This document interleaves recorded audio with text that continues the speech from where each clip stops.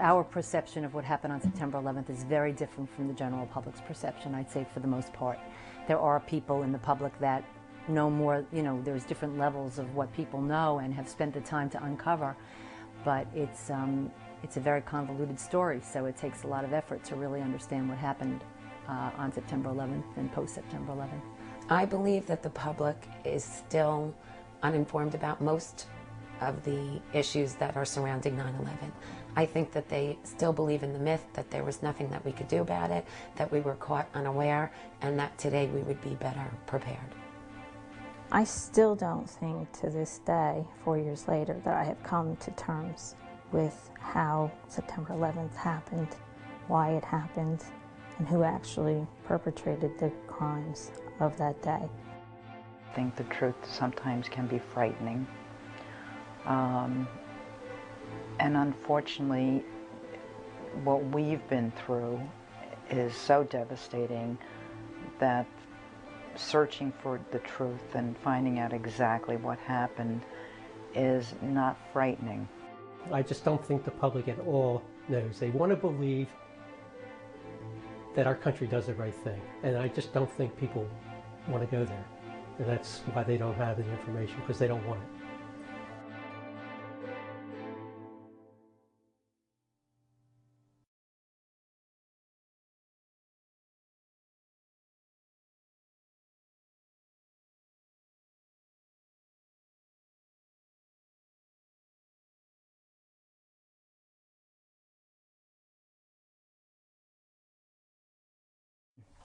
So from the very start, we were misled.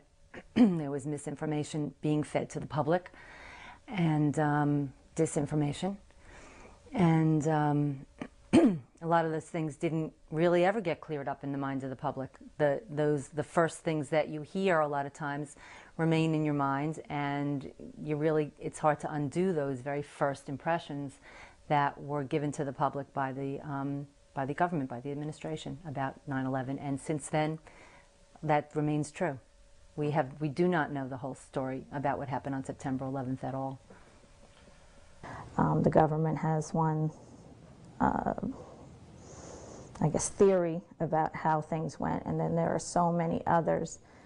And if you just laid the facts bare as to who is where, when they heard what, there's so many conflicts that to date I don't think that I have received the truth from any one source. One of the things that discouraged me and upset me a great deal early on in the early days post 9/11, I wouldn't say early days because we were on the floor, but in the early months, as I started to come out of my fog and started asking some questions which I thought were valid, I was surprised that no one else was asking the questions, including the media, most especially the media. I really, truly believe there are people in the media that want the truth. But the problem is, and again, you'll get sound bites in the Washington Post, USA Today. But I don't think there's a newspaper around that's going to allow a reporter to take the ball and run with it. And I truly believe there's a lot of people that want these answers. But the thing is, a guy just can't spend the next 6 months and not collect a paycheck. So if the paper's not going to give him that paycheck, he's not going to get the information. And that's the problem.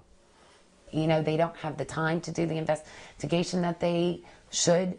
They are fed press releases from the White House, and they go out with that, and they don't question it, and they don't take it any further.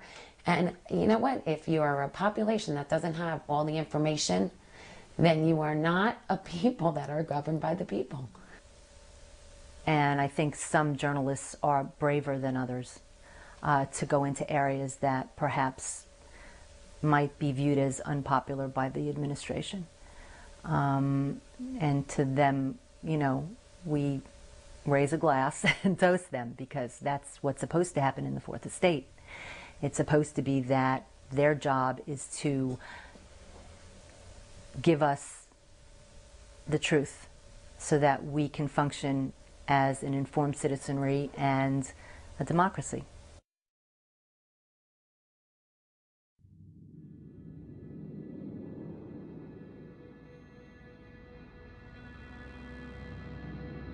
When we started questioning what actually happened on that day, what should have happened on that day based on information we had gleaned from reports and even earlier mainstream articles on how other incidents were handled with regard to counterterrorism, we found all these other protocols and procedures about what happens when a plane goes off its course wildly, as we know happened on September 11th. Senator Dayton. Thank you, Madam Chairman. Mr. Chairman, Mr. Co-Chairman, I want to say again to you that we are all indebted to you and to the other 8 members of your commission and your staff. It is a profoundly disturbing report because it chronicles in excruciating detail the terrible attack against our homeland, and because of the utter failure to defend them by their federal government, by their leaders and the institutions that were entrusted to do so. And this was not an occasional human error or failure. This was nothing but human error and failure to follow established procedures and to use common sense. If a plane goes off course, it's a danger to the other planes that are in the sky. So there are protocols in place that if there's no radio, they can't contact the plane for a certain amount of time, or the plane goes terribly off course, that we will send up a military jet to intercept it so as to bring that plane back on course. What we needed were Air Force intercepts sent to investigate why the planes were off course, why their transponders had been turned off. We didn't need a shoot down at that moment. We needed to know who was in that plane, why was it off course, and then follow a series of protocols and procedures from there. So when we looked at the timeline for September 11th, and there was no intercepts on September 11th, we could never understand how that could not have happened and why, if it didn't, you wouldn't go back to those people and say, what went wrong here? According to your report, the first of the 4 airliner hijackings occurred on September 11th at 8:14 a.m. Eastern Time. At 10:03 a.m., almost 2 hours later, an hour and 49 minutes to be exact, the 4th and last plane crashed before reaching its intended target. During those entire 109 minutes, to my reading of your report, this country and its citizens were completely undefended. We started to hear that they knew that Flight 11, the first flight that hit my husband's building, American Airlines Flight 11, was a known hijacking somewhere around 8:20 in the morning.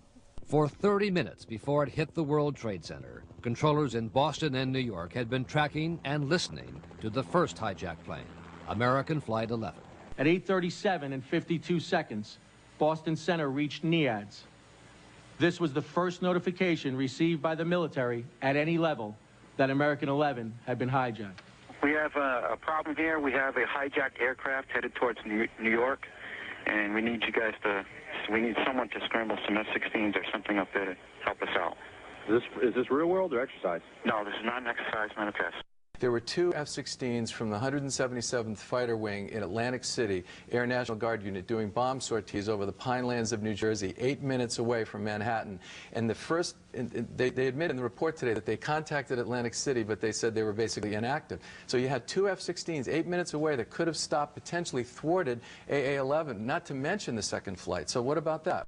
These were planes were not thought to be errant. They were known to be hijacked quite early on. Mike Blake is an air traffic controller at the Boston Center. American 11 had stated on the frequency that we have more planes. In fact, controllers knew a second plane, United 175, was right behind the first one and notified top officials. When you started looking at how could that plane be flying around the skies as a hijacking and then hit a building, and then have a second plane hit a second building at 9:03, and then have the Pentagon, which is supposed to be our country's defense, get hit at 9:40 or 9:38 with a third plane, and then have the final plane go down in Pennsylvania at 10:03 or 10:06. Victoria, let's talk a moment about American Flight 77, evading detection for some 36 minutes. Is there any rational explanation for that? You need to understand at the time, and I was in the middle of this, at the time there were literally thousands of airplanes in the skies over the United States. And many, many parts of the federal government, including the FAA and NORAD and others, were focused on trying to get those planes on the ground. There were lots of false signals out there. There were false hijack squawks, and a great part of the challenge was sorting through what was a legitimate threat and what wasn't. Is that defensible, Peter? Indefensible. There's the greatest failure of defense in American history.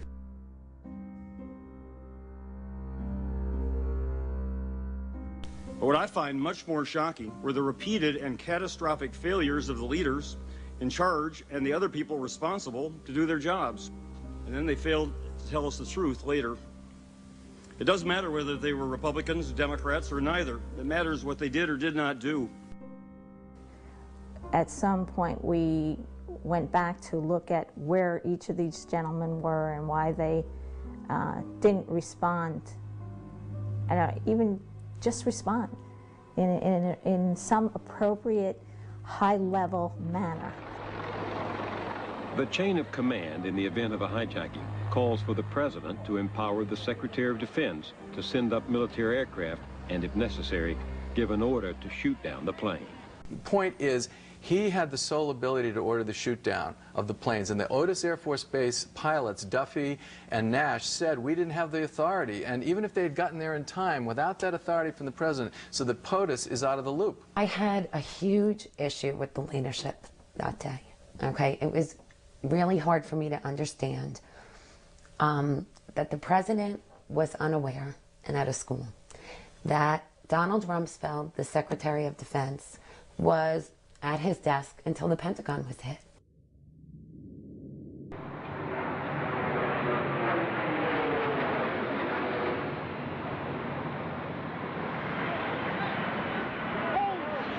The Secret Service has an arrangement with the FAA. They had open lines after the World Trade Center. Tracking it by radar.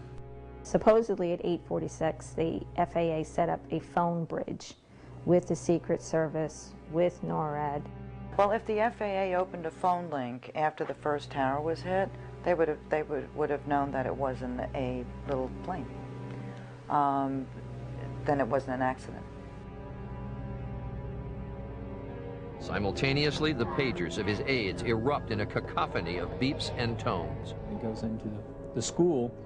Carl Rove and I and some others were standing there and informed him of this, in which he, being a former pilot, had kind of the same reaction going, was it bad weather? And I said, no, apparently not. The President was surprised. He thought it had to be an accident. With the Secret Service in on that at 8:46 in the morning, they would have also, by standard protocol and procedure, had to have told the National Security Advisor, who was also, is also there in protection of the President.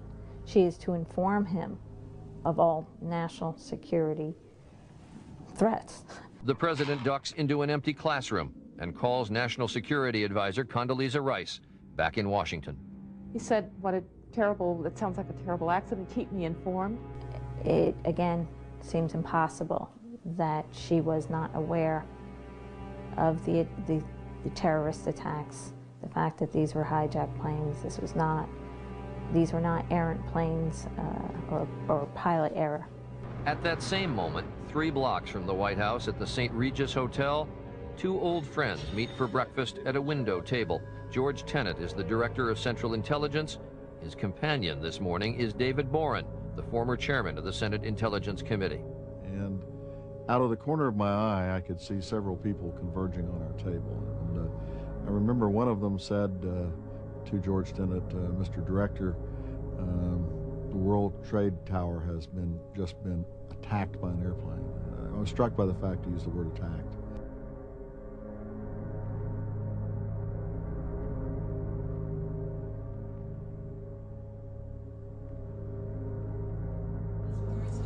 His instincts are to think this is not an accident, but nobody knows, and it's a very cautious internal White House reaction.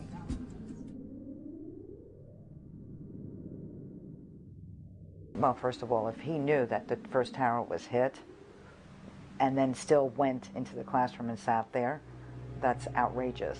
At 8:46, they would have known that something serious was going on and should have responded immediately. At the second tower, where my husband was hit at 9:02. That is plenty of time to send out a warning and get the people out. And that is plenty of time to send up an intercept. And why that was not done, if they were all on this phone bridge and everybody knew what was going on, is beyond me. Why Bush continued to go to the classroom and put the kids at risk is beyond me.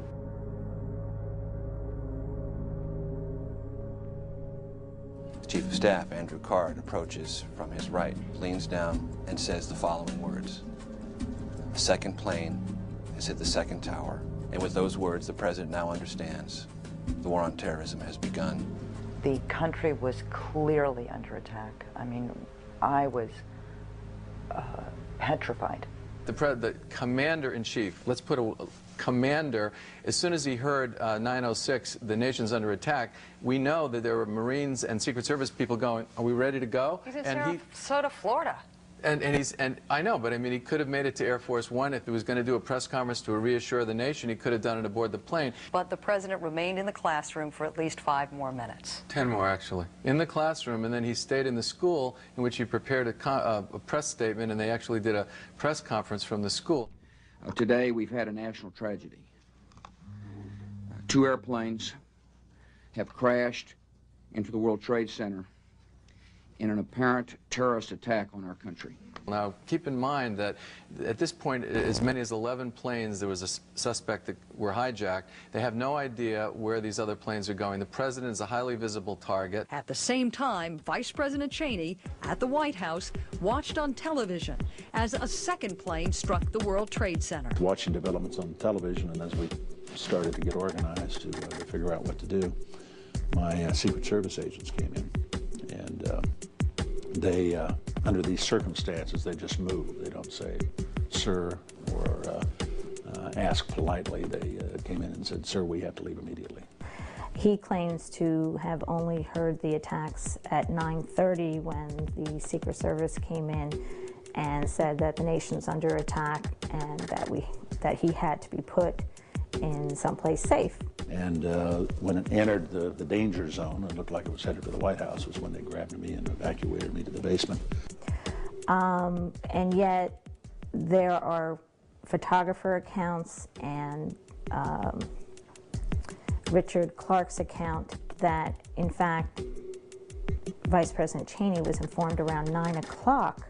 Why didn't Vice President Cheney then ensure that the right steps were being taken by the Department of Defense? Why wouldn't they then evacuate perhaps D.C. Buildings? There was a whole chain of events. I mean, maybe the Pentagon wouldn't have, or maybe it would have gotten hit, but maybe not as many people would have lost their lives. How is it that the Secretary of Defense Rumsfeld, the then acting Chairman of the Joint Chiefs of Staff, General Myers, were totally unaware then, after this chain of command is interrupted, why they then weren't activated in some way, shape, or form to at least protect the president, protect the vice president. At Andrews Air Force Base outside Washington, fighters were scrambled outside the military chain of command because the Secret Service requested them to protect the White House. And I'd like to ask Victoria if you were working with Secretary Rumsfeld at the time? Yes. Okay, now there are 2 stories about Secretary Rumsfeld. We find that, according to his accounts, that he was unaware of the attacks until the Pentagon got hit. And then apparently he rushes out to help victims of the attack. Richard Clark, in his book, Against All Enemies, says that a teleconferencing session was set up at the White House at about 9:10. Present in this teleconference were the CIA director, the FBI director, Secretary Rumsfeld, Condi Rice, Richard Armitage representing Colin Powell. Here we have 2 totally different accounts. This is not a partisanship issue. This is something that if you pulled the tape, you know, we could have nailed the facts right then and there, who was there and who was not there. So where was he? Where was the SecDef? First thing that morning, as a matter of fact, he was meeting with members of Congress. He was having breakfast with members of Congress. And what he was talking about was the world in which we found ourselves has changed dramatically. And it was much less likely that we were going to face armies and navies and air forces going forward. Tori, was he a part of this teleconference or not? Let me finish. He was having a conversation with them about exactly the fact that the world had changed and we hadn't changed with it. So now let me tell you what happened that morning. We have to do it quickly. He was meeting with the members of Congress when the planes hit the World Trade Center. The communication center immediately starts spinning up. He was part of it. I was in another part of the building when the plane hit the Pentagon. He goes to his outer office and says, what was it? Immediately, people didn't know. So his instincts, which are very good, said, find out exactly what happened. Among those helping the wounded and injured is the 69-year-old Rumsfeld himself. The Secretary of Defense is outside the burning building, while inside the Pentagon. For 30 minutes, we couldn't find him. And just as we began to worry, he walked into the door of the National Military Command Center. Fair enough, but why didn't he go to the war room? He's the Secretary of Defense. Why didn't he go into the war room and take command in the Pentagon? He didn't show up for over an hour and a half after the first plane was hijacked. Why? The Secretary of Defense. General Myers, who was the acting Joint Chief of Staff that day because the Joint Chief of Staff was flying, was also, he was in a meeting with Max Cleland going over his confirmation hearings for the next day and said that he was, unaware until the Pentagon hit. On 9/11, General Richard Myers steps in as acting chairman of the Joint Chiefs of Staff. It was, from my viewpoint, a very professional scene. There was no panic, no undue alarm. And the reason why I feel that it's important is because I want to make sure that people who are supposed to inform my leadership are doing their jobs. I want to make sure that everybody knows what the protocol is so that in an emergency, we don't have an hour of people doing nothing.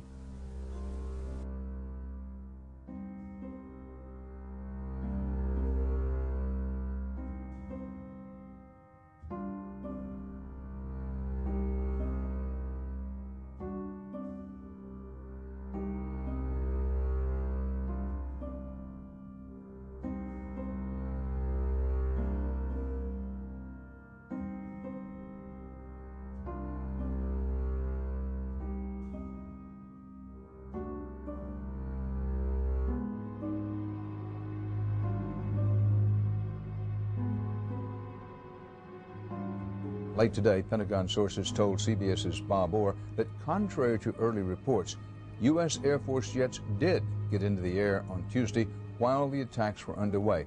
Bob, what can you tell us about that?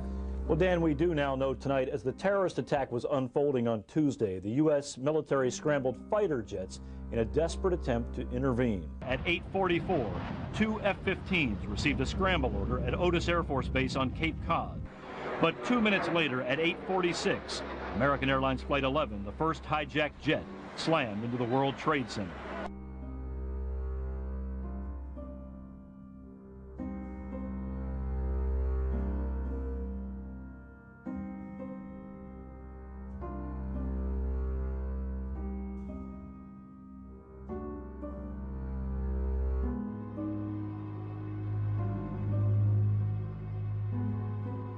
Yet 1 week after 9/11, in response to initial reports that the military failed to defend our domestic airspace during the hijacks, NORAD issued an official chronology which stated that the FAA notified NORAD of the second hijacking at 8:43.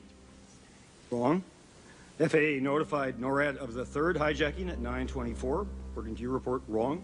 FAA notified NORAD of the fourth hijacking at an unspecified time, and that prior to the crash in Pennsylvania, Langley F-16 Combat Air Patrol planes were in place, remaining in place to protect Washington, D.C. All untrue.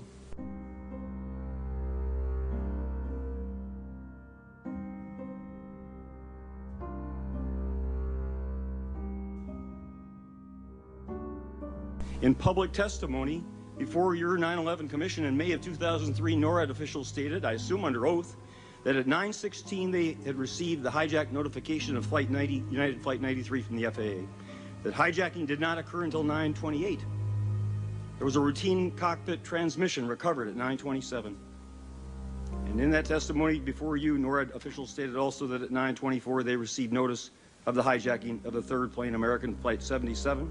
Also untrue according to your report.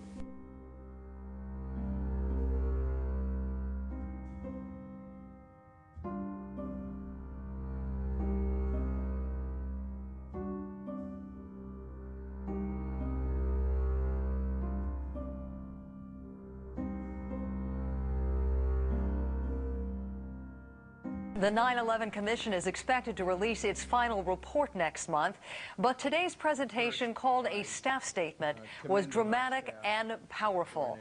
It focused on how the federal government reacted to the hijackings on 9/11. Today's statement also included a detailed timeline.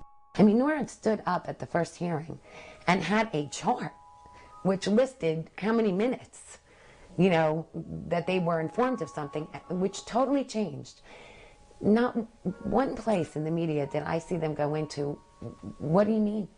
How did NORAD come to the first hearings and the FAA with timelines that were not true? You know, why would that happen? And I don't remember anybody in the media following up on the delay in intercept time. I remember them taking whatever the commission said as fact. Yet NORAD's public chronology on 9/18/01 and their commission testimony 20 months later covered up those truths. They lied to the American people, they lied to Congress, and they lied to your 9/11 Commission to create a false impression of competence, communication, coordination, and protection of the American people. And we can set up all of the oversight possible at great additional cost to the American taxpayers, and it won't be worth an Enron pension if the people responsible lie to us. If they take their records and doctor them into falsehoods, and if they get away with it. Because for almost 3 years now, NORAD officials and FAA officials have been able to hide their critical failures that left this country defenseless during 2 of the worst hours in our history. And I believe that President Bush must call those responsible for those representations to account. If the Commission's accounts are correct, he should fire whoever at FAA, at NORAD, or anywhere else betrayed their public trust by not telling us the truth. And then he should clear up a few discrepancies of his own.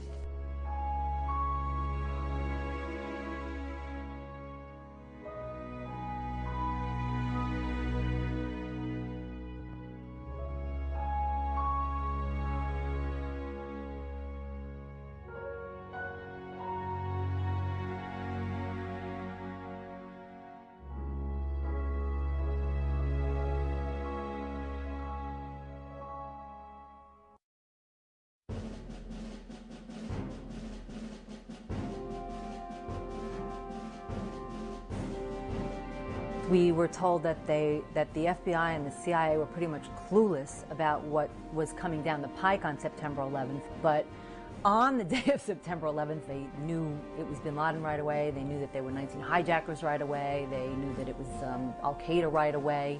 You know, I don't know how they so quickly, you know, after being so incredibly clueless, were able to just, you know, find all these dots and connect them. Today, the FBI is releasing photographs of 19 individuals believed to be the hijackers aboard the 4 airliners that crashed on September 11th. These are the faces of those who carried out the 4 attacks. And over the past week, the FBI have been trying to piece together how they lived, where, and with whom. My first question was, I think immediately, where did they get the pictures of the hijackers that day, the following day after 9/11? I said, that's fishy. Within 48 hours of the attack, you have the FBI being able to name, photograph the 19 hijackers and know exactly who performed, you know, these atrocious attacks on the United States of America. If the FBI works that quickly, I commend them, and I think that's wonderful.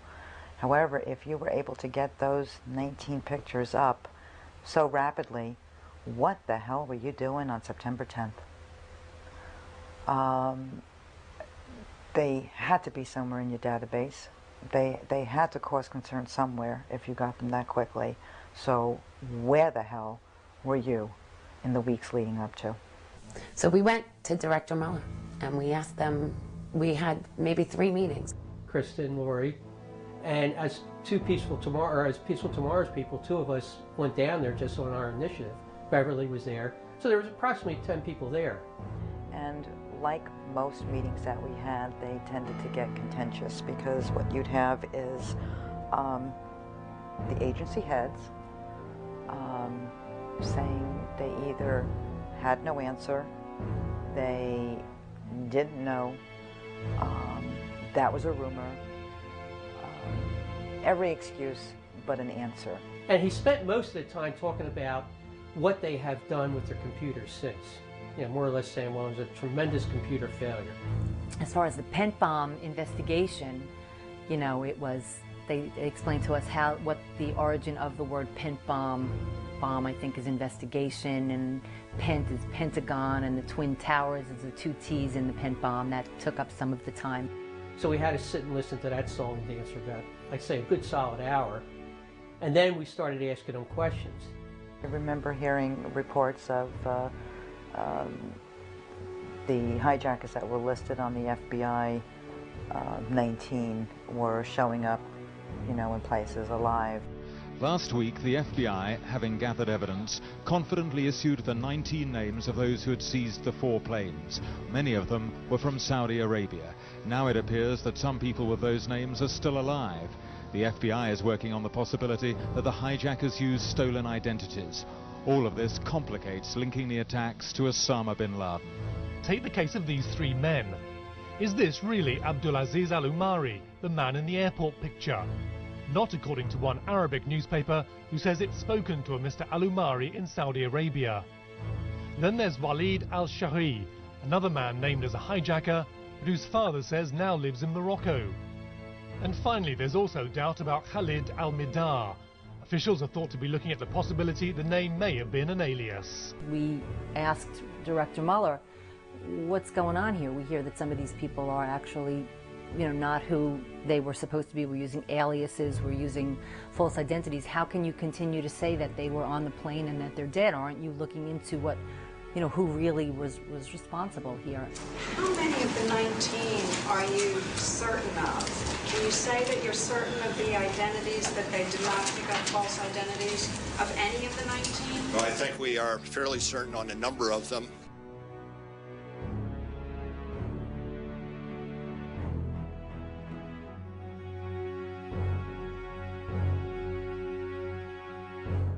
If they were good questions, a lot of times we were told it had to do with national security. They couldn't tell us. So if it had to do with, you know, it had to do with the Moussaoui trial, so they couldn't address the questions. And to get the standard polito-speak from everyone at these meetings was frustrating.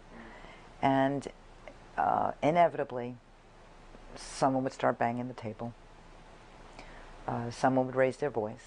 And I truly lost my temper. I just said, what is this crap that you're talking about? And we brought up the put options. Federal officials have begun a major investigation into whether someone or many people benefited financially from the evil done to the country last Tuesday. Not long before the attacks occurred, there were some financial transactions in the stock market that may indicate knowledge of the attack before it began. The week prior to 9/11, there were puts on the airlines. And it wasn't just all the airlines, it was on American and United, which meant you were betting that those airlines' stock prices would go down. The trades are called puts, and they involved at least 450,000 shares of American. But what raised the red flag is more than 80% of the orders were puts, far outnumbering call options, those betting the stock would rise. Sources say they've never seen that kind of imbalance before. After the terrorist attacks, American Airlines stock price obviously did fall. And according to our sources, that translated into well over $5 million total profit for the person or persons who bet the stock would fall. One example, United Airlines. The Thursday before the attack, more than 2,000 contracts betting that the stock would go down were purchased.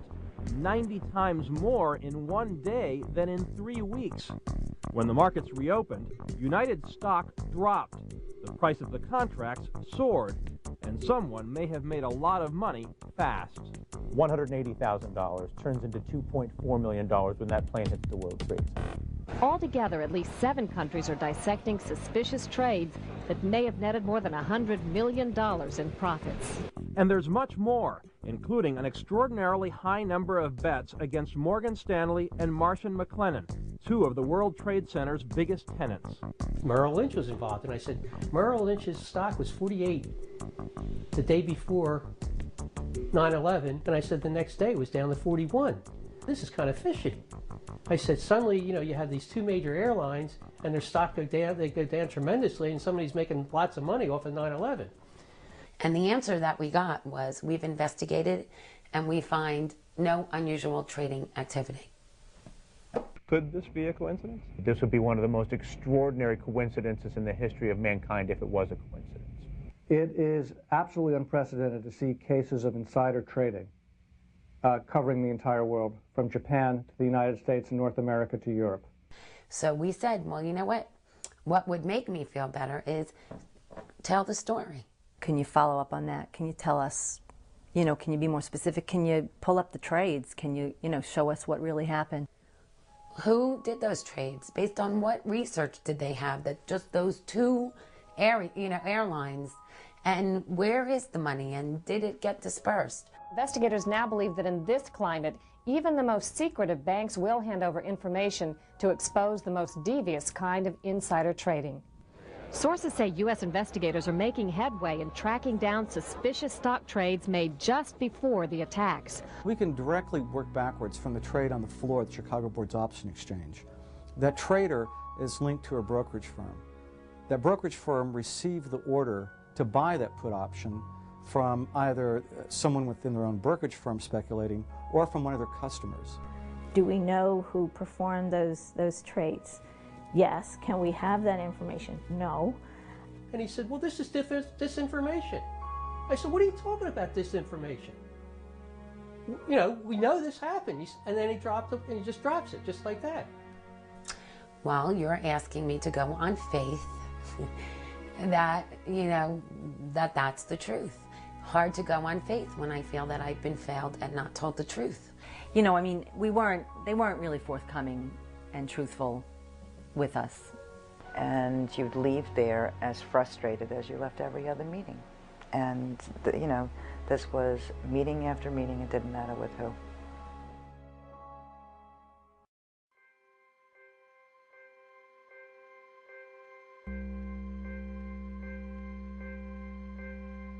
One of the first things we had to combat was the stories that were out there and still are out there that 19 Islamic fundamentalists hijacked 4 planes, managed to do it, killed 3,000 people, end of story. And the blame does not end at the feet of the terrorists. Yes, they did this, but they were able to bypass every security measure that we had in place. We asked this one agent whether they were, following any of the terrorists, and he said definitively no. Only 2 of the 19 individuals that have now been identified were even known to the U.S. intelligence community. The FBI was looking for them but had no authority to arrest them because they hadn't done anything illegal at the time. The joint inquiry report had not been completed, but on the day of its release, shortly after we've had this meeting with the FBI, that is when we learned that there were 14 open investigations on some of these terrorists. And that if you go through the records, even in the joint inquiries report, I think there were like 7 different instances at least where the CIA was tracking some of the terrorists and did not inform the FBI. Look, the question that we always had in this August 6 PDB was that it says here that nevertheless, FBI information since that time indicates patterns of suspicious activity in this country consistent with preparation for hijackings or other types of attacks. We didn't know what patterns they were talking about. What were patterns? That means more than one.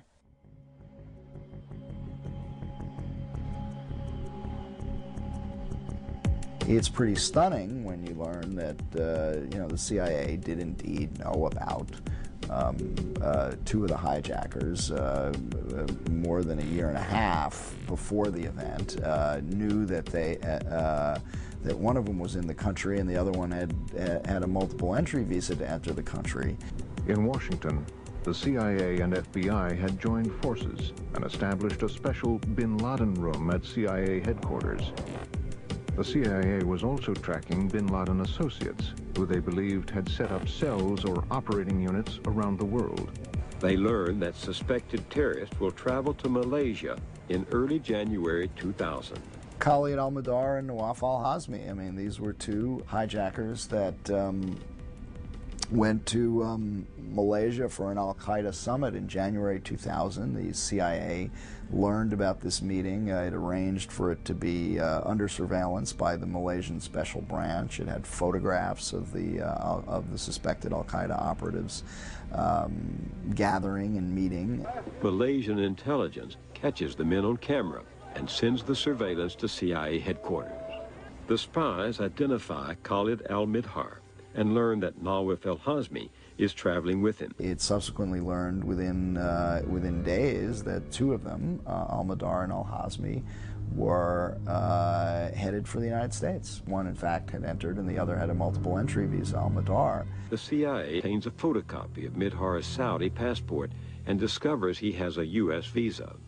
It was considered interesting. The head of the agency's counterterrorism team will tell the commission, the story gets even more incredible.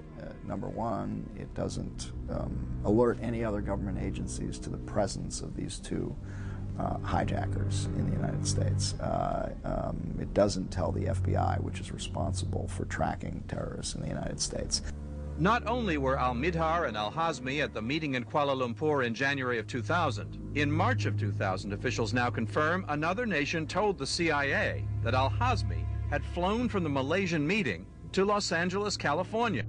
My question is, do you know why the FBI was not notified of the fact that an al-Qaeda operative now was known in March of the year 2000 to have entered the United States? Why was the CIA, why did the CIA not specifically notify the FBI? Sir, if we weren't aware of it, when it came in the headquarters, we couldn't have notified them. Nobody read that cable in the March timeframe. Nobody read it. To me, the most eyebrow-raising detail I didn't learn until the Justice Department Inspector General's report came out just a few months ago. A FBI detailee who knew about this at the Counterterrorism Center at the CIA actually had drafted a cable to alert the FBI, his colleagues at the FBI, to the presence of, or the possible presence of, Khalid al-Mihdhar, suspected al-Qaeda operative, having entered the United States, and that cable was squashed by superiors at the CIA. They did not pass it along. In October 2000 came the attack on the USS Cole in Yemen. Then in January 2001, officials now say, the FBI identified a third man who attended that meeting in Kuala Lumpur, Tawfiq Atash Khalid, as a suspect in the Cole bombing.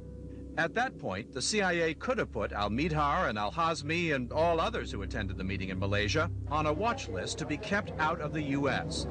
It was not done. On July 4th, al-Mihdhar was able to re-enter the U.S. from a trip outside the country. You know, these hijackers played a critical role. They intersected with almost all the other members of the plot, and the CIA never passed along the information. They never did anything that would have allowed U.S. law enforcement or other agencies to take the next step. That was a pretty stunning intelligence lapse, probably one of the biggest intelligence lapses of our time.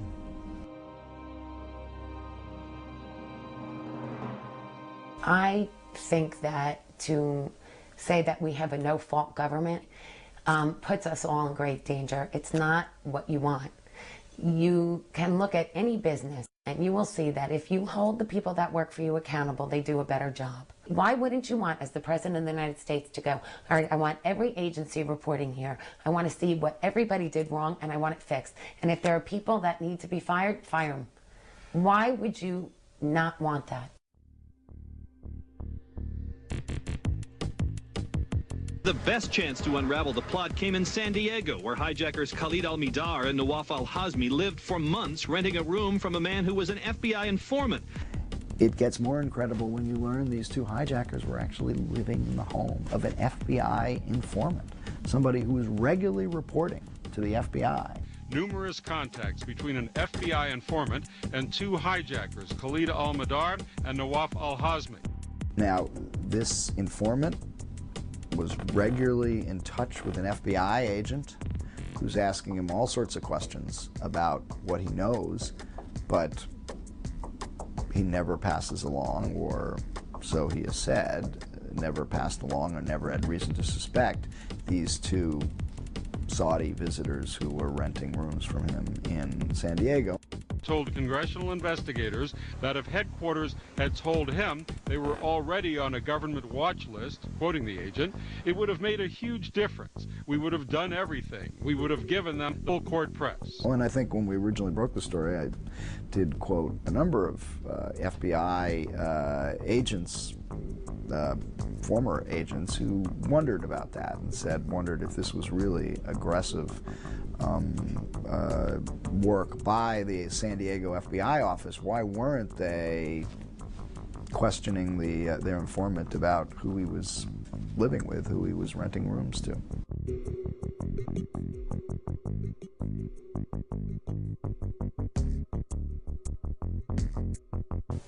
You know, we always said that if you were at the FAA on the day of September 11th and somehow didn't do your job properly, perhaps you shouldn't be doing that job. You know, perhaps somebody who had a level head, you know, who could operate under severe circumstances like that would be better suited for the job. It was over a year before 9/11, a Pakistani-British man told the FBI an incredible tale, that he'd been trained by followers of Osama bin Laden to hijack airplanes, and he confessed he was now in America to carry out an attack. You show up, you say you've been trained by Al-Qaeda to hijack an airplane, and they let you go. Yes. So when 9/11 happened, what went through your mind? Maybe same plan, maybe same training. NBC News has learned Khan passed not one, but two polygraphs. A former FBI official says Newark agents believed him, but word came from headquarters, quote, return him to London and forget about it.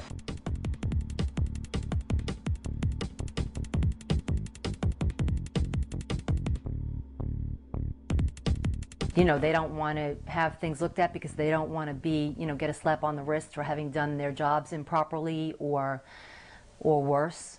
I don't think those people should be in those positions then. You know, you should take the good with the bad. You should get accolades for doing a good job, and you should be held accountable for doing a bad job. They're not worried about accountability. And the big danger is if your leaders are not worried about accountability, they will do dangerous things. An Army intelligence officer claims that a year before the attacks, his top secret team had identified an al-Qaeda cell operating in the United States that included 9/11 ringleader Mohammed Atta. He says that military lawyers stopped him from sharing that information with the FBI. We, as through the Able Danger process, discovered 2 of the 3 cells which conducted 9/11 to include Atta. You are a member of this highly classified military intelligence team known as Able Danger. You identified 4 of the 9/11 hijackers, including Atta. How much of a threat did you think he and his cell were at the time? Well, it was significant by the fact that we did discover these guys through essentially the advanced developing technology of the time, through pattern analysis. We recognized their linkages and patterns of linkages to the al-Qaeda leadership, and there was a big issue regarding the fact that these foreign nationals were here in the United States doing things which were, in my judgment, questionable based on their linkages to the al-Qaeda leadership. The Navy Captain Scott Philpott is the second military officer to publicly back claims that Abel Danger identified Atta as a security risk. That's someone who had ties to known terrorists. This is now two different soldiers, two different military people from different branches of the military, one Navy guy, one Army guy, confirming this story that's been out there, that the Abel Danger had identified Atta. What we were trying to do as good soldiers is we saw a threat. We recognized the fact that they were here in the United States, and we felt we should do something, even when the lawyers said we couldn't. And when you tried to set up, as I understand it, 3 meetings with the FBI to share this information about the cell, those meetings were blocked by government lawyers. Why?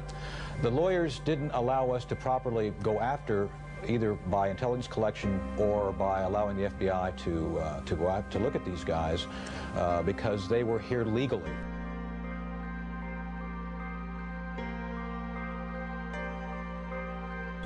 The 19 hijackers will clear U.S. Customs a total of 33 times. At least 6 will violate immigration laws while living in the United States. And Mohammed Atta, who commanded the operation, is allowed to re-enter the country even though he'd overstayed his previous visa.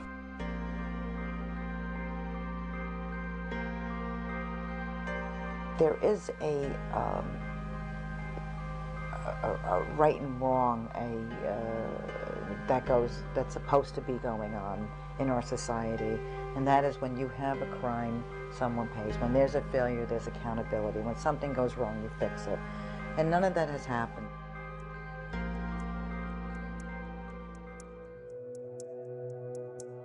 This was the interview FBI headquarters in Washington feared was coming.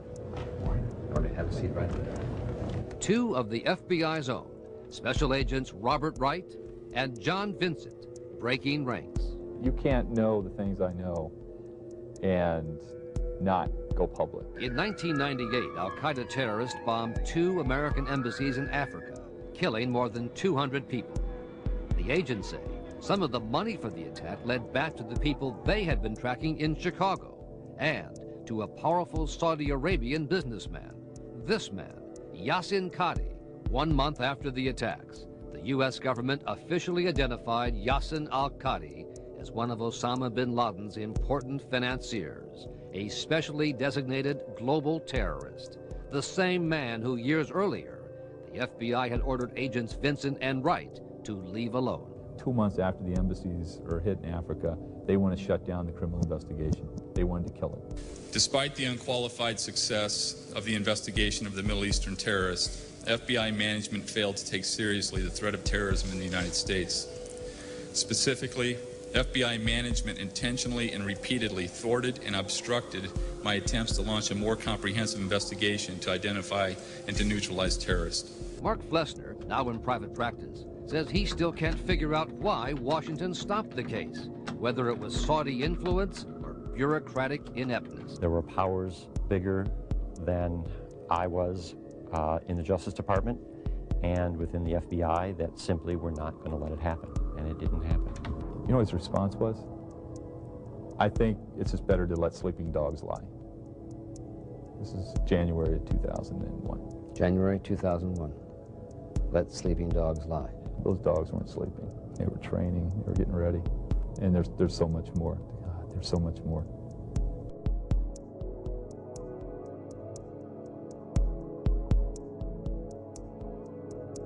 You know, this is all bullshit about this, how to protect the United States. We could have protected the United States in 9/11, and we didn't. This is horrific, and people must understand it.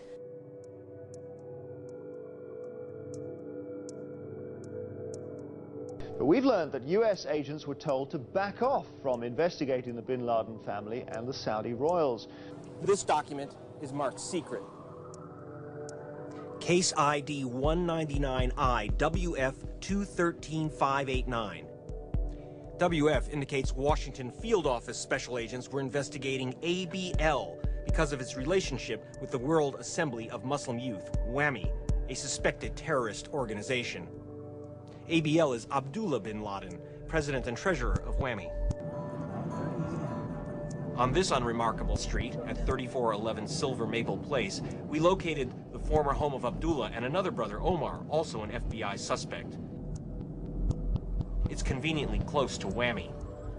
The World Assembly of Muslim Youth is in this building, in a little room in the basement at 5613 Leesburg Pike.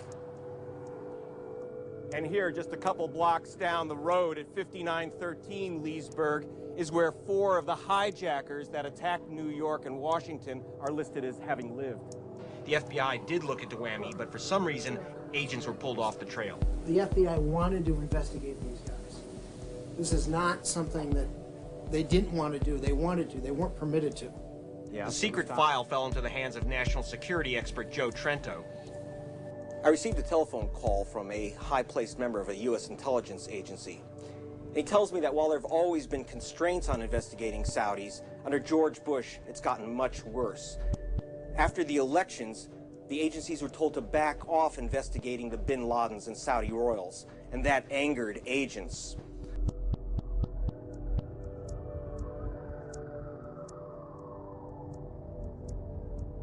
We pay a lot of money through our taxes for safety, police departments, first responders, and I would hope that the federal government would be looking out for our safety in the way that I define it, but I don't necessarily see that to be true. July 2001. An FBI agent in Phoenix sends this email to headquarters warning that followers of bin Laden might be attending flight schools in the U.S. No action was taken. The now famous FBI Phoenix memo from July 2001, warning of a possible coordinated effort by bin Laden to send students to U.S. aviation schools. The report says one person mentioned in that memo turned out to be an associate of hijacker Hani Hanjour. Another in the memo was arrested at an al-Qaeda safe house in Pakistan last year. How in the world could somebody have read this document and not had lights, firecrackers, rockets go off in their head that this is something that is really important?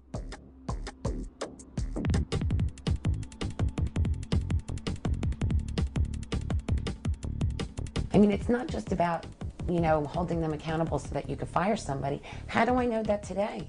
If we were in a terrible situation, they would know what to do. Mm-hmm. You know, why wouldn't we want to go back and retrain them?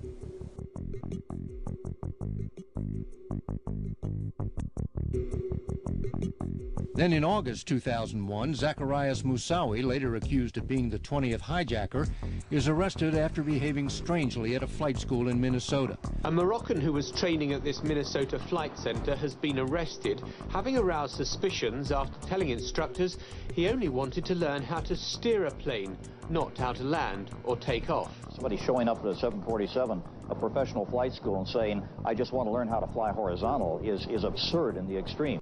Minneapolis agent Colleen Raleigh accusing FBI headquarters of hampering efforts to get a search warrant for the computer of Zacharias Moussaoui, the so-called 20th hijacker. An FBI agent jots down a chilling note. The agent mentioned the possibility of Moussaoui being that type of person that could fly something into the World Trade Center.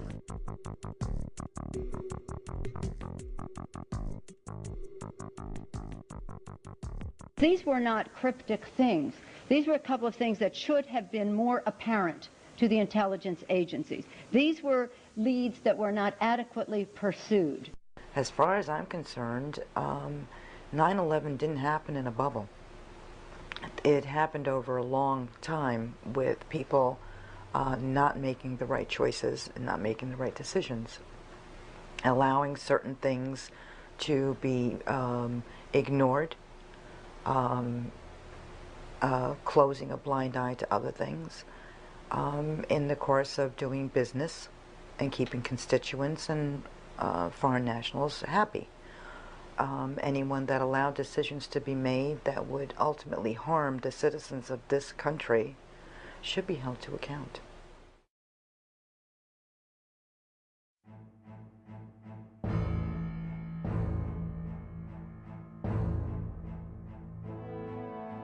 There was no real investigative reporting going on with unanswered questions. Those kind of just got dead-ended. At a certain point, we, the families, some of us who had the strength to get up and go to Washington, began a quest to change that. We wanted a commission that was going to be independent, nothing to do with the government, because we were going to have to investigate the government. They're the agencies that failed on 9/11 across the board. Massive failures.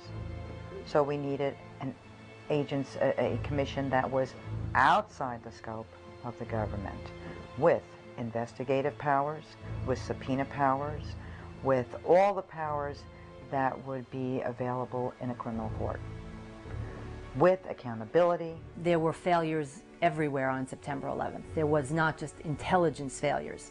There were failures of the FAA, of NORAD, the military, failures of, you know, you just name it across the board. Wherever you wanted to look in the government, there were failures. They might need to be pushed, because no one wants to admit failures. We know our government. They don't like to tell you, admit to mistakes.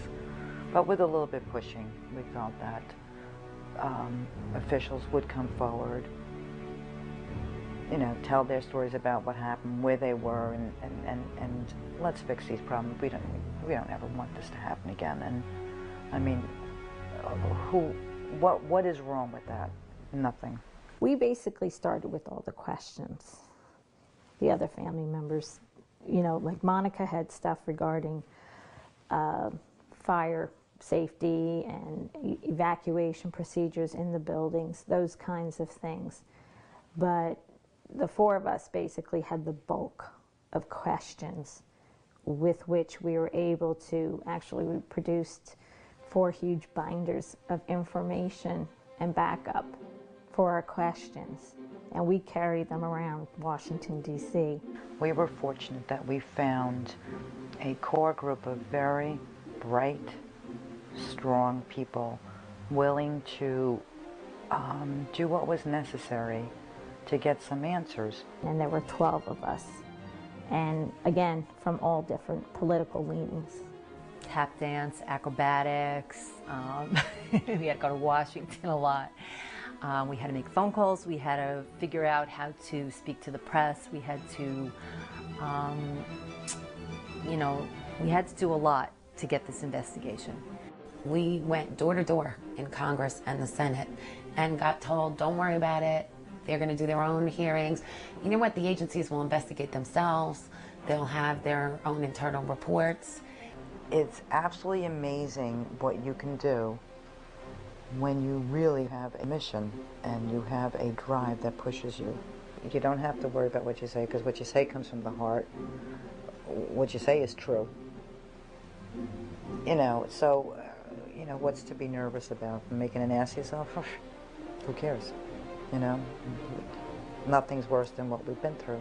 They could come up with a question that would, I think they were hoping to off-put us on an investigation, and that we could come back with, information to back up our point, and then they would be left there sitting at a table with us and not know what to say next to us. The silence was deafening. If you don't know the answers to why they failed here, there, and everywhere, and we have all this information to prove that, what are you going to say in your defense that could thwart an investigation? Any commission you set up is immediately going to have to go into button-down mode. Most of what we need to talk about here should not be talked about in open hearings. There were attempts on the part of the administration to stop this investigation from happening. They did not want this investigation to happen. Why? I don't understand it. I do not understand how President Bush didn't say, I was in office for 8 months. I don't know what these agencies were doing. I don't know why we fell down on the job. Let me see everything. I will never understand that. The United States military was defeated by 19 hijackers, 4 of our own airplanes, $400,000. Why wouldn't the president have turned around and said, heads should roll? What happened here? If he had done everything in his power, if there was nothing to hide, he should have been able to, be our biggest advocate. President Bush had at first opposed any independent commission, but he reversed himself under pressure from the families of 9/11 victims. I think that the ultimate success came about because you really could not sustain the argument that you didn't need an investigation. That was an unsustainable argument. I will never understand why it took us a year to fight for something that only makes good sense. You fail, you want to find out what you did wrong, and you want to fix it.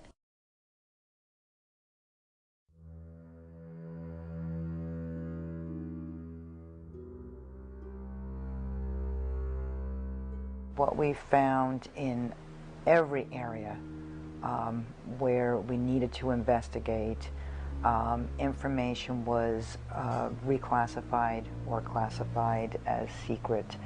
Terry? It does seem that across the board on proving that these charitable organizations, non-governmental organizations, banks have links to terror, on proving that bin Laden is behind these acts, on what plans the administration has post whatever movement we make in Afghanistan, the answer is always, that's classified, trust us. Does that really serve the democracy well if all this information on which the government is basing its actions is classified? The classification of for national security is based on sources and methods, and when you're doing an investigation where the attacks have already occurred, there are 3,000 people dead, and you're investigating the agencies and the people that were at their deaths on 9/11 and where those investigations lead, very little, if any, has to do with sources and methods and letting any kind of secrets out. First, let me condition the press this way. Any sources and methods of intelligence will remain guarded in secret. My administration will not talk about how we gather intelligence, if we gather intelligence, and what the intelligence says.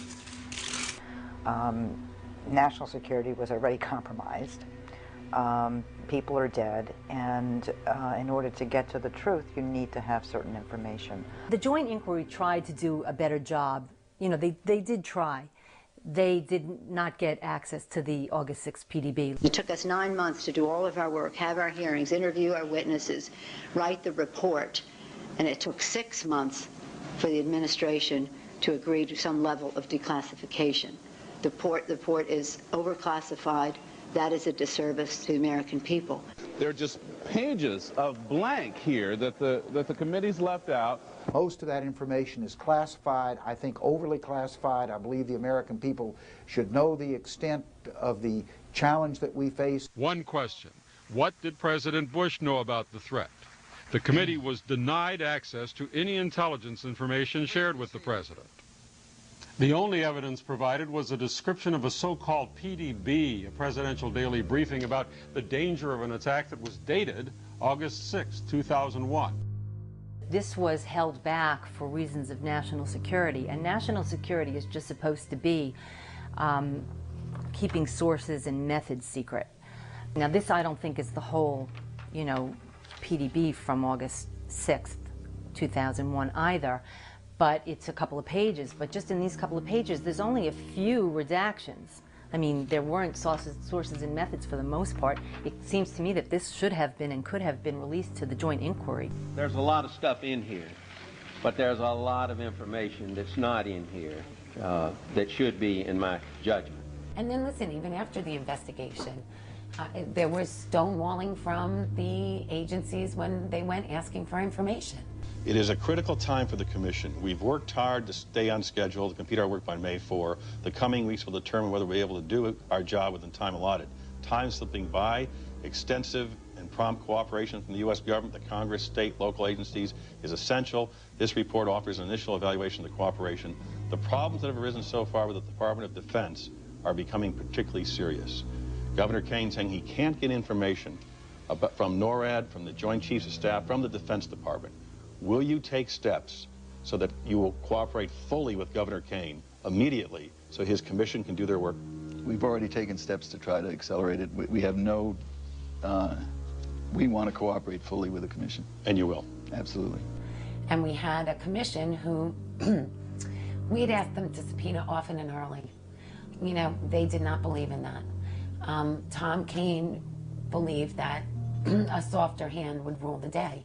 For an independent operational look at why 9/11 happened, what happened there, when what the president and the government knew, and when they knew it. What's their argument? The White House. Why won't they let you see this? What do they say? Access.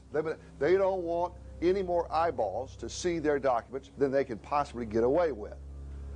The subpoena power that we fought for was never used because we were told we don't want to start a fight because then it'll drag out in the courts.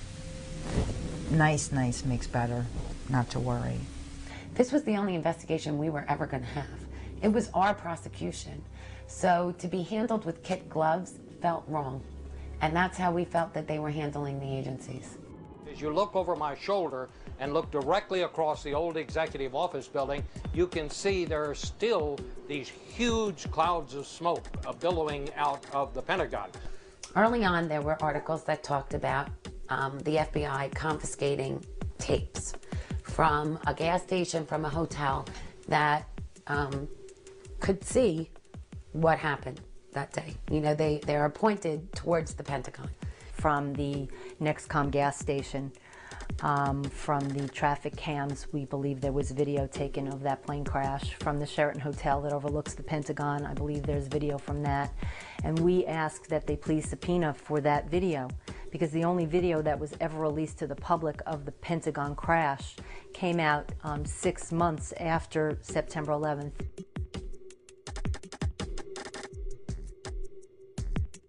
So we asked them to please look into that and subpoena this evidence for us, because this is our only investigation and we feel that all the evidence should be subpoenaed. Now, every time we would ask them about those tapes, you had 3 people rolling their eyes and saying, oh, here's Miss Conspiracy. She doesn't think a plane went into the building. But really, it had nothing to do with that. It had to do with, hey, there is, you know, information out there that you could possibly have. Why not get it? They did not subpoena for this Pentagon videos. All they did was put in document requests, and document requests do not need to be answered. Even if they had said we investigated and there was no tapes, the tapes didn't exist. But it wasn't. It was just they put the document request down and they didn't get it. I mean, it made you very unsure of, you know, the commission's report and that they were getting all the information that you needed. So there's evidence that just never got even seen. There was a point where Sibel Edmonds, the FBI translator, whose case has been in the media since this time. And the same thing happened with her and the 9/11 Commission. It wasn't until we walked her in there that they even saw her.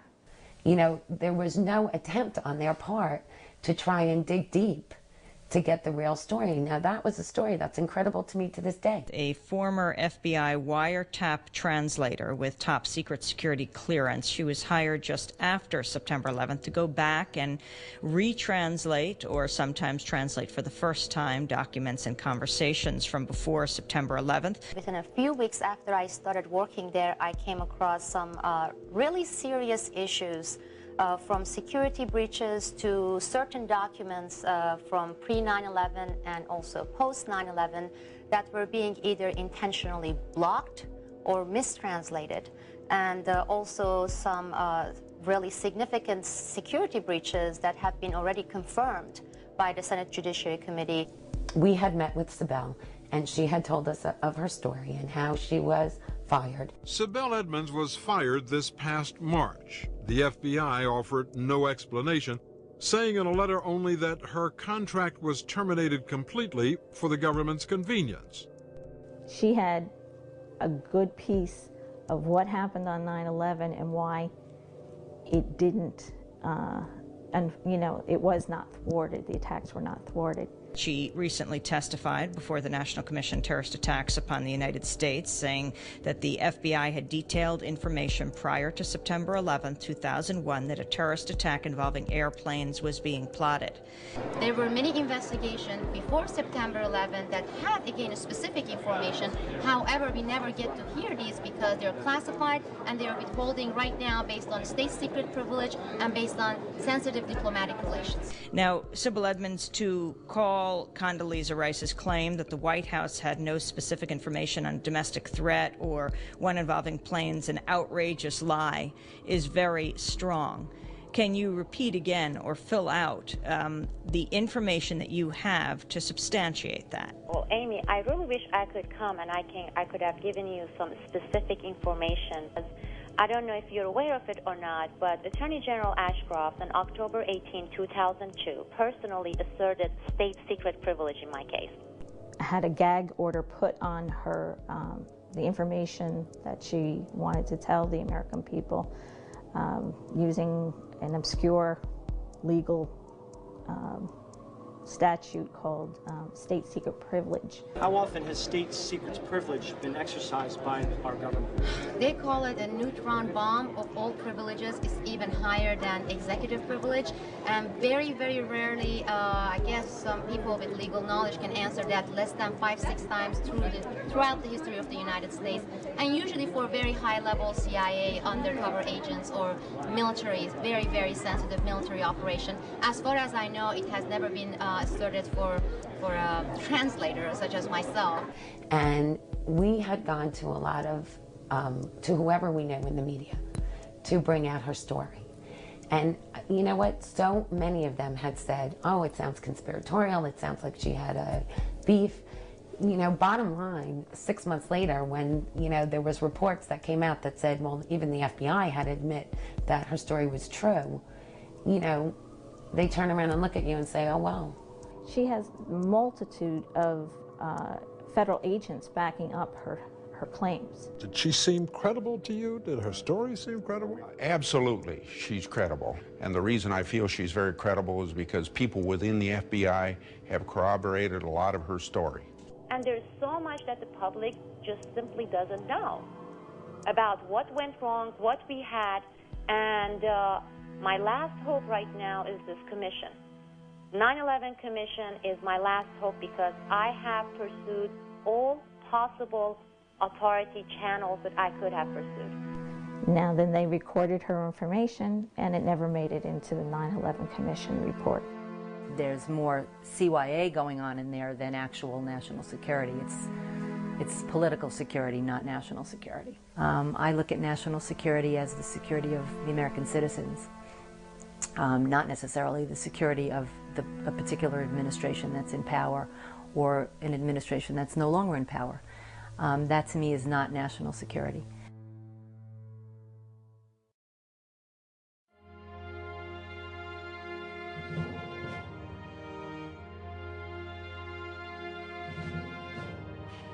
President Bush was regularly told by the Director of Central Intelligence that there was an urgent threat. On one occasion, he was told this dozens of times in the morning briefings that George Tenet gave him. I do know he was thereafter continually informed about the threat by George Tenet. You have thousands of pieces of information, car bombs and this method and that method, and you have to depend to a certain degree on the intelligence agencies to sort, to tell you what is actually relevant, what is actually based on sound sources. I remember this minute vividly. Tenet was taking a lot of heat. And then finally he said to everyone. Look, by the spring and summer, everybody was seized with the urgency of this nature by virtue of what I was telling them. You know, of course, during the summer, people talked about how his hair was on fire, so much information was coming in. But he finally just said to commissioners, this was his final statement in his testimony, he said, look, there's just so much information I can give the administration. He says, I cannot make policy. And he left it at that. So this period of time saw an enormous amount of activity, typical to the kind of activity we saw in previous threat periods. And all I can tell you is the policymakers got it, because I talked to all of them about it, and they understood the nature of what we're dealing with. He wasn't blaming people, but he said, we gave him all this information. This report is prepared for the president by the FBI, by the CIA, you know, in conjunction, and given to the president so that he can review the threats to our national security and do something about them. The president had a lot of information about what bin Laden was planning to do in the United States. That's number one. This was August 6, 2001, which was a month before the September 11th attacks. He was being warned by our intelligence agencies. The intelligence agencies didn't fail in this. They told him what to look for. And then he didn't act on it. There was nobody tasked to do anything about this information.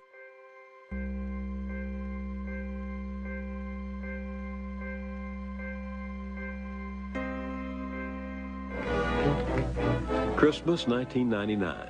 The world prepares for the coming of a new millennium. The counterterrorism warriors fear the enemy will use the occasion as a symbolic moment to inflict Armageddon on the infidels. What had happened was that on December 14th, 1999, an Algerian man coming across the U.S.-Canadian border near Seattle was caught with 100 pounds of explosives and timing devices and confessed to a plot to bomb the Los Angeles airport. The CIA was instructed to go out to all their sources overseas and pump them again, just squeeze until, you know, the pits popped out of their sources for any information. The Federal Bureau of Investigation was instructed to activate all its wiretaps domestically that were related to terrorism investigations. From the plan to blow up the Los Angeles airport, another trail led from Boston to a planned attack in Jordan. There were other conspirators in Seattle, Brooklyn, and Manhattan. Arrests were made that had they not been uncovered, the plot had not been uncovered and those arrests made, we could have had horrific tragedies around the millennium.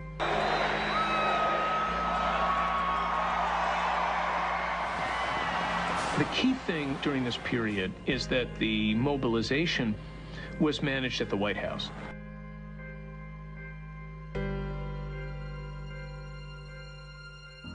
The 9/11 report in Chapter 8 says that in the summer of 2001, the government ignored repeated warnings by the CIA, ignored, and didn't do anything to harden our border security, didn't do anything to harden airport security, didn't do anything to engage local law enforcement, didn't do anything to round up INS and consular offices and say we have to shut this down, and didn't warn the American people. If the damn administration would have said, hey, let's start doing something. Let's start being diligent at the entrance of the airport. We have all these warnings.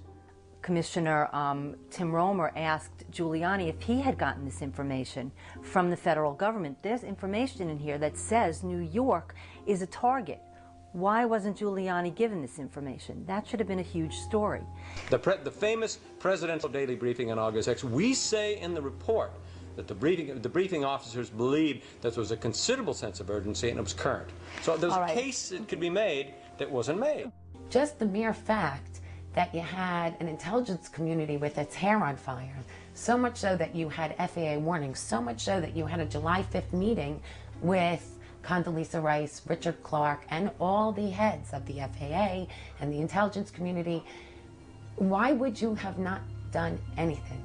Why would you have tasked nobody to do anything, to strengthen any of our protocols at any port, at any place? You know, they did nothing. But what we've continued to hear from this administration is that the threat was much too diffuse. There was no way you could zero in on the fact that Al-Qaeda was going to use jets as bombs and ram them into buildings. That is a straw man. We knew that they were people who might try a hijacking, but, you know, again, that terrorism and hijacking might be associated is not rocket science. Well, what I really never understood about the argument of that, you know, we never suspected that planes could be used as weapons is, did we not have any protocol for just a regular emergency? Why were we looking at this as important to the fact that they eventually use the planes as missiles? What happens if it was a regular hijacking? Why didn't we follow those protocols? All of this reporting about hijacking was about traditional hijacking. You take a plane, people were worried they might blow one up, but they were mostly worried that they might try to take a plane and use it for release of the blind sheikh or some of their own people. Every time that they prefaced a question with, well, we didn't know planes could be used as missiles, they were throwing you off course by saying, well, we didn't have a particular protocol for that. But there were protocols already out there for emergencies that we did not follow. As Bob Curry said on Paul Zahn show on November 8th, go to Chapter 8. All the information was there. George Bush, the administration, did nothing. Absolutely nothing to warn anyone and to stop these attacks. We knew he had designs on us. We knew he hated us. But there was nobody in our government, at least, and I don't think the prior government, that could envision flying airplanes into buildings on such a massive scale. Mr. President, you don't need to know that. This is an Islamic jihadist movement that's been organized since the early 1990s, but declared war on the United States twice, in 96 and 98. You knew they were in the United States. You were warned by the CIA. You knew in July they were inside the United States. You were told again by briefing officers in August that it was a dire threat. And what did you do? Nothing, so far as we can see in the 9/11 Commission. Now, that's in the report. I am very upset about Condoleezza Rice because her job was National Security Advisor. And it doesn't appear that she understood what that meant when she went into the job. I remember very well that the president was aware that there were issues inside the United States. He talked to people about this, but I don't remember the Al-Qaeda cells as being something that we were told we needed to do something about. Isn't it? At what point did she not understand that it was her job to investigate what was going on there? She was in charge of our national security when this took place and doesn't seem to have answered for anything. I really don't remember, Commissioner, whether I discussed this with the president. Thank you. I have to say, with the laundry list of questions that Commissioner Lehman asked her, she said she didn't know a lot of things, and I would question what exactly did she know. And if she didn't know it, then who else would know it? Dick Clark had told me, I think in a memorandum, I remember it as being only a line or two, that there were Al-Qaeda cells in the United States. Now, the question is, what did we need to do about that? In the memo, Clark declares an urgent need that the principals, the heads of the CIA, FBI, State, and Defense Departments meet to be briefed on the Al-Qaeda threat. On August 6th, after having all the warnings that they had, after having the FAA put out their circulars, after getting a PDB that said bin Laden was determined to strike in the United States, she did not feel it was time to call a principals meeting. Clark was the president's top advisor on terrorism. And yet, it wasn't until 9/11 that he ever got to brief Mr. Bush on the subject. I do not understand how we can allow that to just go. How we don't turn around and say, hey, you know what? You didn't know your job. You failed. And so you can't have it anymore.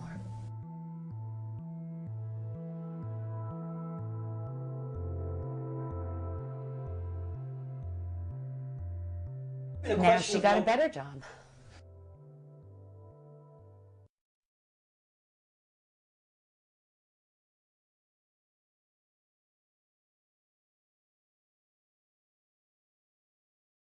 This massive and often gripping report by the 9/11 Commission concludes that terrorists, quote, exploited deep institutional failings within our government. But it's careful to avoid blaming anyone for failing to prevent the attacks. The commissioners say right up front that their purpose was not to assign individual blame, but to provide the fullest possible account of the events surrounding what happened that day. In the end, do you think your question was answered tonight about your frustration that there seemed to be a lack of accountability in this report? Commission member Slate Gorton shot back and said, look, this isn't about playing the blame game. For the first time, Commission Chairman Tom Kean is saying publicly that 9/11 could have and should have been prevented. I do not believe it had to happen. Appointed by President Bush, Kean is now pointing fingers inside the administration and laying blame. Do you think someone or someone's should have been fired? There were people, certainly, if I was doing the job, would certainly not be in a position that they were in at that time, because they failed. They simply failed.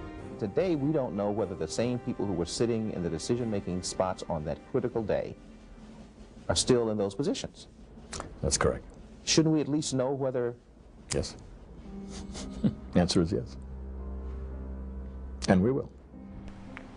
It's such a disappointment.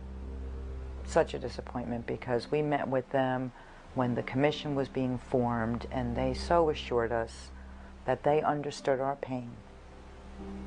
And they knew that they had to fix the problem, and they knew that the future safety of the citizens of this country was at stake, and trust them, they were going to do the best job possible.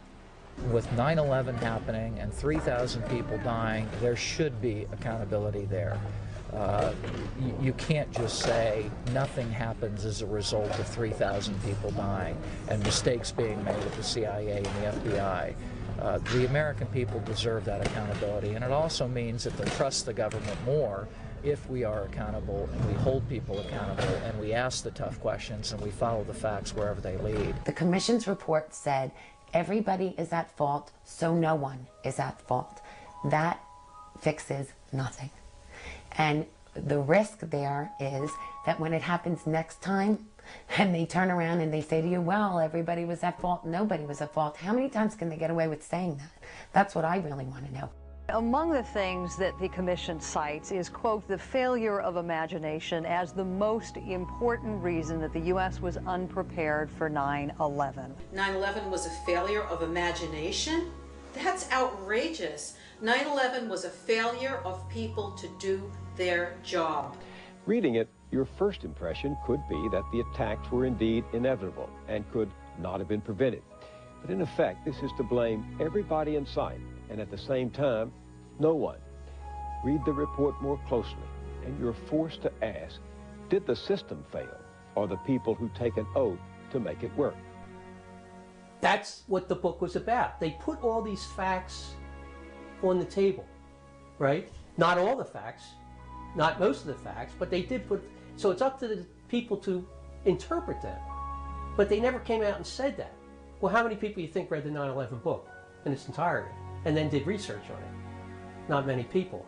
And we took an oath not to talk about during the campaign, I think correctly so, to increase the capacity of that commission's report to be heard by the People's Congress. The commissioners made a decision collectively, apparently, to keep silent about any issues that they disagreed about, and to keep silent about any areas of accountability prior to the election.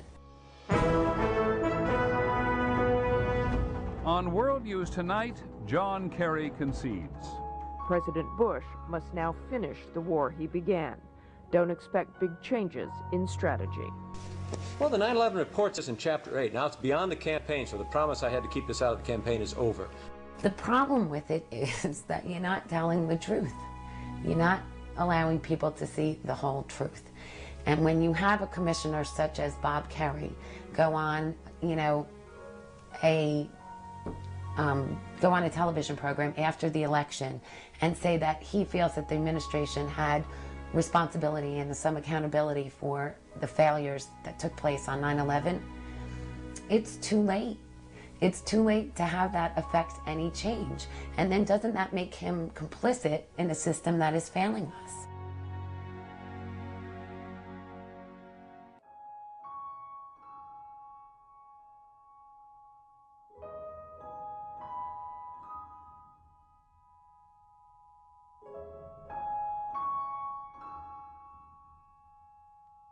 Stephen Hadley, who was responsible, or so they said, for putting the 16 words into the State of the Union that caused us to go to war in Iraq, he was forgiven, and then he was given the job of National Security Advisor.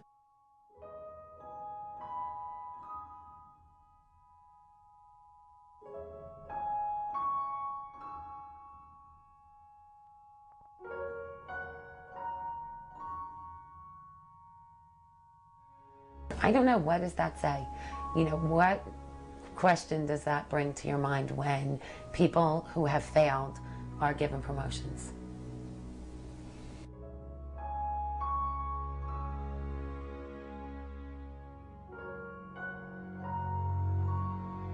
One of our most,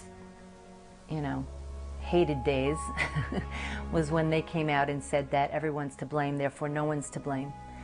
We thought that everyone's to blame, therefore everyone's to blame.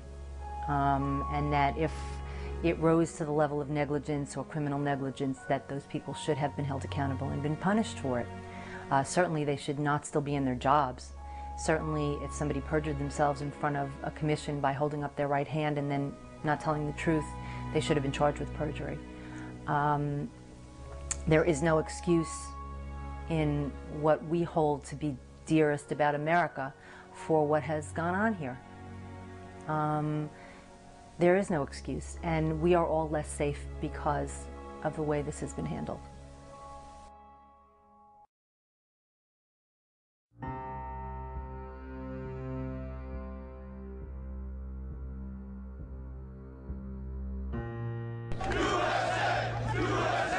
I can hear you, the rest of the world hears you, and the people who knock these buildings down will hear all of us soon. I want him held. I want justice. And there's an old poster out west, as I recall, that said "Wanted, dead or alive." I felt that, geez, this is probably the first time in history that we had the whole world on our side. I said, what a great opportunity it is to find this one man, get into the causes. Here's this, 19 supposedly hijackers and Osama bin Laden. And there's no way in the world we wouldn't be able to catch that because everyone in the world was on our side, including the Taliban. The Taliban would have given him up. CBS News correspondent Alan Pizzi has learned of a heretofore secret meeting between U.S. representatives and the Taliban in a hotel in Quetta, Afghanistan. 4 days after the attacks, 5 Americans checked into this hotel in one of the most potentially dangerous cities in Pakistan. Hotel records show they were booked in as U.S. Embassy employees. CBS has covered their names to protect their identities, but at least one was a military officer. The following day, 2 Afghanis checked in as Afghan Embassy employees. Taliban sources say one of them was a Taliban military commander. CBS News has met with an Afghan-American businessman who described himself as a middleman and says he attended a meeting on September 16th between the U.S. and Taliban officials in the hotel in Quetta. I was very encouraged by the United States official. Mohabbat said the Americans presented 3 demands: hand over Osama bin Laden, extradite foreigners in bin Laden's organization wanted in their home countries, and shut down bin Laden's bases and camps.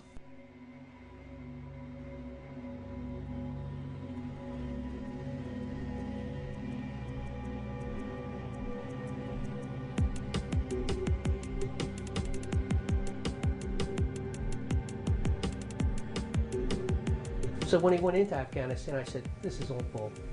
I said, they're doing it for one reason. It's all politics, and they could care less, and it's been proven. They could care less about bin Laden. They didn't care about truth. They didn't care about justice. On my orders, the United States military has begun strikes against al-Qaeda terrorist training camps and military installations of the Taliban regime in Afghanistan.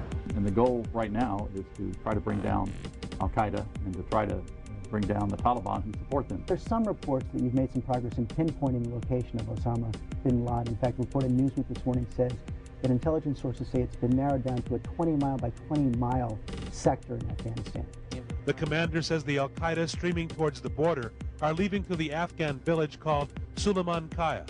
300 Afghan warriors, supported by American Special Forces, are in pursuit. Secretary, could you first address the reports today that some in the government have come to the conclusion that bin Laden was present in Tora Bora at the time of the battles there in early December, that he got away, and that this represented a failure by General Franks not to take the initiative? Well, first, I know, I knew of, nor do I know today of any evidence that he was in Tora Bora at the time, or that he left Tora Bora at the time, or even where he is today. There's no question in my mind they could have picked up bin Laden any day of the week. It would have been wonderful. Can you imagine a trial in the United States with bin Laden, the information that we would get from bin Laden? But it's quite obvious they don't want this information to reach the public. So that's why we'll never see a trial of anyone. Well, there were trials in Germany. Yes. Mazzoudi and Metasadek were tried, but they both walked because our government didn't turn over information that the German government needed to prosecute them. The only person so far convicted in the 9/11 attacks was released from a German prison today. Munir Mota Sadek had been found guilty of accessory to murder, but a German court threw out the conviction, saying he was denied a fair trial because the United States would not allow his lawyer to question a terror suspect in U.S. custody. So not only have we not brought anyone to trial here in connection with any kind of terrorism, whether related to 9/11 or anything else, or accomplices to the plotters, we have actually not cooperated with foreign countries who have brought people to trial. It's ridiculous. I mean, I don't really understand it at all. You know, I don't understand why they didn't cooperate with the German government. I don't understand how our national security could be compromised by cooperating in a trial where you're trying to try a terrorist who's threatening our national security. It's a conundrum. I mean, they have you going around in circles with their reasoning. All the polls show that people are ready to fight this thing through. I think it'll become difficult after assuming we get Osama bin Laden.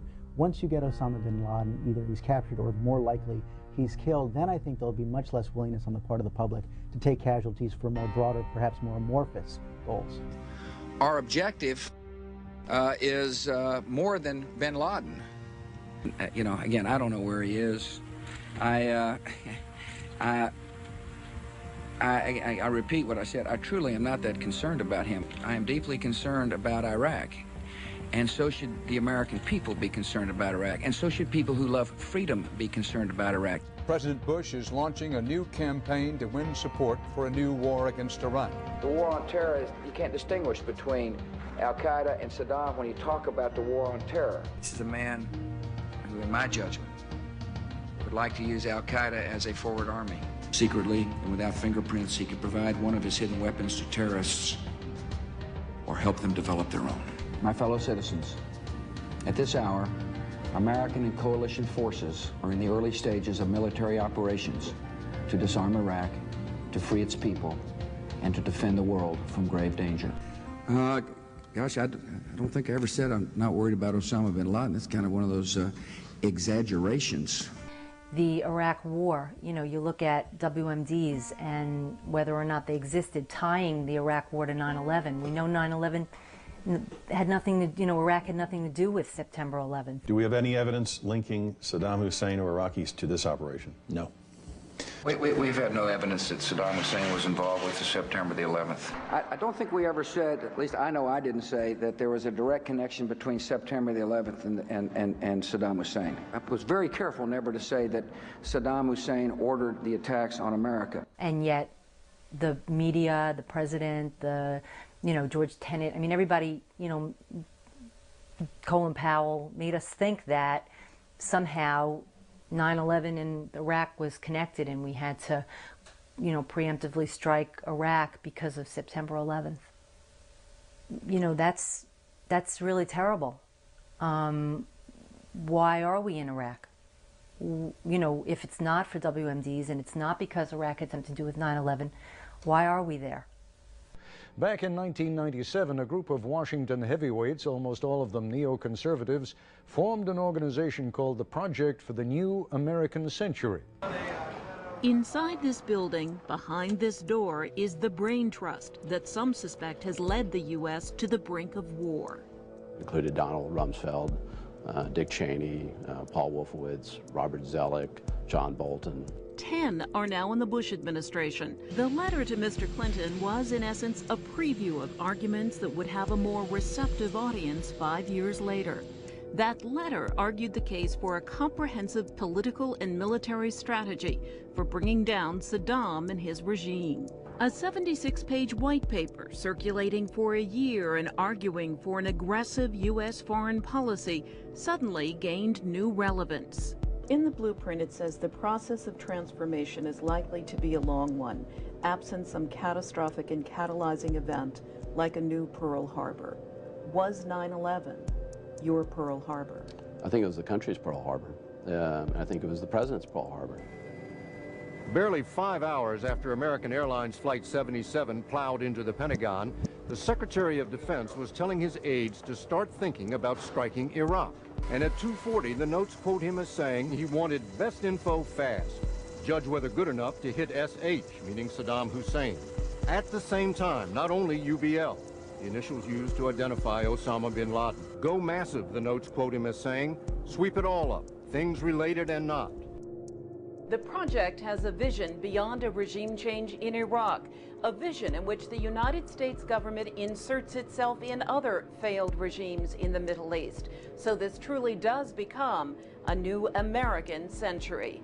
How will we know when this war is won? Vice President Cheney says it might not end in our lifetime. I think that may be correct. I think this is going to be a long, hard-fought conflict, and it will be global in scale. And it won't be, as I mentioned earlier, it won't be just military. It's going to be all the instruments of our national power with our friends and allies. And the fact that it could last several years or many years, or maybe our lifetimes, would not surprise me.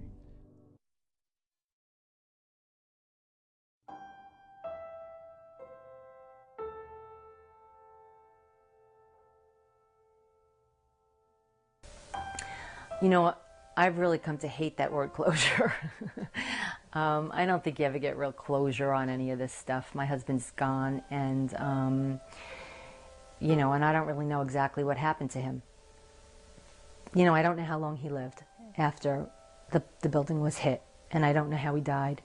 You know, that's really hard for anybody. Even this, you know, almost 4 years later, 3.5 years later, it's still very hurtful. You know, mine is a simple life. God knows what this man would have done. He was 26 years old, and where he was going was phenomenal. And I want the world to know what they lost. And you know, there's a lot of great people that were lost in this. You know, I feel that on September 11th, I lost my husband, but I also lost my country. I mean, you know, that's how it feels to me. And there was, you know, it was two separate issues, and you had to grieve for each of them separately. I don't like what I have learned in the last few years. And, you know, it's something that I'm sure that many people were aware of, you know, and it took a tragedy, unfortunately, for me to get my head out of the sand. We don't always do things for the right reasons. We do not make sure that the public has the truth. Our representatives don't always represent. Almost 4 years post 9/11, rather than feeling more comfortable with where we are, I am actually more frightened. The changes that have occurred in these last 4 years in the name of my murdered husband, in the name of the war on terror, in the name of spreading democracy around the world, has gone unchecked by our media. We are lied to by our government. We are pushed into wars on false evidence. Innocent kids are dying every day. I fear where we'll be in a short time, because it only took us a short time to get here. Raising children in America right now, with all these wars going on, is scary. Watching the media fall down and not do its job, knowing that we're unprotected even by the people whose best interests would be served, because they're Americans too. They're not doing their job to protect their own families and themselves. They're very short-sighted. because maybe they're getting a paycheck by doing it how they're doing it, but they're not protecting America and what America is supposed to be.